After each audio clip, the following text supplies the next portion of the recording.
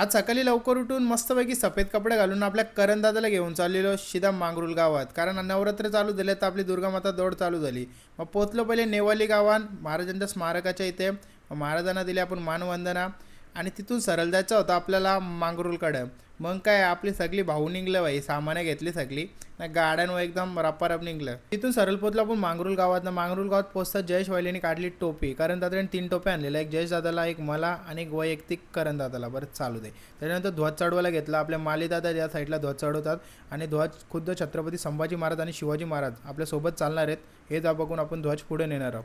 त्याच्यानंतर ध्वजाला घातला हार आणि त्याच्यानंतर सर्व सज्ज झाली दौडीसाठी. त्याच्यानंतर भाऊनी आपदागिरीनं सुद्धा हार घातला आणि त्याच्यानंतर आपल्या दौडीला होणार होती सुरुवात आणि दौड झाली सुरुवात. त्याच्यानंतर सर्वजण पुढे पुढे निघत आले आणि त्याच्यानंतर मशाल, त्याच्यानंतर आपले धारकरी आणि आपल्या सर्व ताई शस्त्र घेऊन पुढे पुढे चालत होते आणि जय गोष्ट चालूच होता. असा विषय असा टॉपचा झाला की अंगावर काटा येईल असं गीत चालू होतं, पण चालू द्या. मग काय, मग त्याच्यानंतर पोचलो आम्ही लगे पुढे.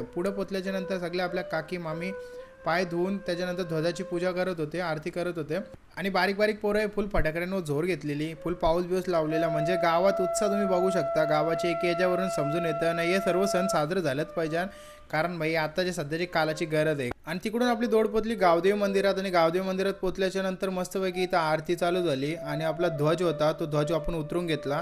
त्याच्यानंतर आपण गाभाऱ्यात आलो आणि सुंदर अशी मातेची मूर्ती होती. मग आपण घेतलं दर्शन, कारण आज पहिला दिवस आहे नवरात्रांचा आणि चांगल्या प्रकारे एकदम दर्शन झालेलं. आपलं दर्शन घेऊन आपण आलो बाहेर. तेवढ्यात समोसे वाटत होतं, कारण पोरं सर्व थकलेली होते. म्हणजे भाऊने आणलेले समोसे, मग समोसे गरम होते तरी आमच्या करणदादांनी फूक मारून घेतलं, कारण भाई आमच्या पोऱ्याला भुकलाही लागते. जाऊ दे, टॉपचा विषय.